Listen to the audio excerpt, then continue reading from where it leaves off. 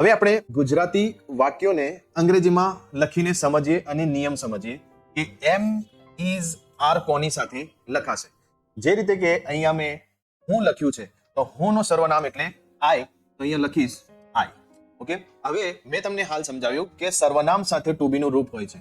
તો ગુજરાતીનું ટુ બી નું રૂપ પાછળ છે, તો અંગ્રેજીમાં સર્વનામ સાથે લખાય છે. આઈ સાથે કયું ટુ બી નું રૂપ લાગે છે? એમ. તો આઈ ની સાથે લગાવીએ અહીંયા એમ.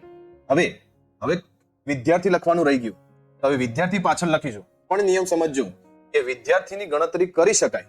વિદ્યાર્થી એક નાઉન છે અને નાઉનની ગણતરી થઈ શકે માટે એમાં આર્ટિકલનો ઉપયોગ થશે. આર્ટિકલ શું છે એ પાર્ટ 1 માં તમે જોઈ અને ક્લિયર કરજો. ઓકે, તો વિદ્યાર્થી અહીંયા એક વચન વાક્ય છે, વિદ્યાર્થી એક નાઉન છે, તો નાઉનની પહેલા આર્ટિકલનો ઉપયોગ થાય, આટલું યાદ રાખજો. તો આર્ટિકલ કયા આવશે? તો અહીંયા સ્ટુડન્ટ લખાય છે, પાછળ શું લખાય છે? Student.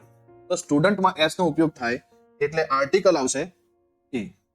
Okay, I am a student.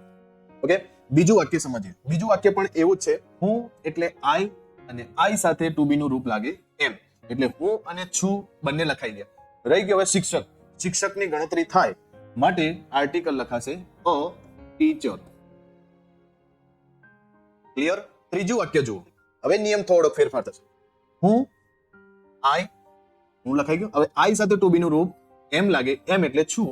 આઈ એમ. હવે ખુશ, ખુશની ગણતરી ના થાય કારણ કે ખુશ એક એડજેક્ટિવ છે અને ખુશનું અંગ્રેજી થાય હેપી, અને જ્યારે એડજેક્ટિવનો ઉપયોગ થાય ત્યારે આઈ એમ હેપી લખાય. હેપી ની સાથે આર્ટિકલ લખો નહીં. ક્લિયર?